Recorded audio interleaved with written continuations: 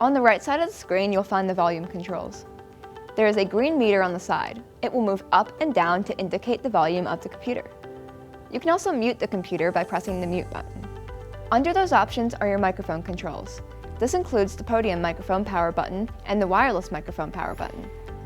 The podium microphone is located on the podium beside your monitors. You can use the button at the base to turn it on and off. The wireless microphone is located in the safety box underneath the document camera. You can contact classroom support to receive the code to gain access. There should be 2 wireless microphones plugged into the charging dock. Take the microphone from its charging dock and place the lanyard around your neck. Removing the microphone from the docking station will automatically unmute it. Make sure that the microphone is also turned on the control panel. When you are finished with class, make sure to turn your microphone off on the control panel. Remove the microphone and place it back in the safety box. It will automatically be muted once it is on the charging station.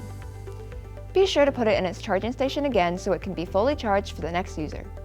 On the bottom left side of the screen are your video controls. Breakout mode allows you to set the displays around the room for individual use at each table.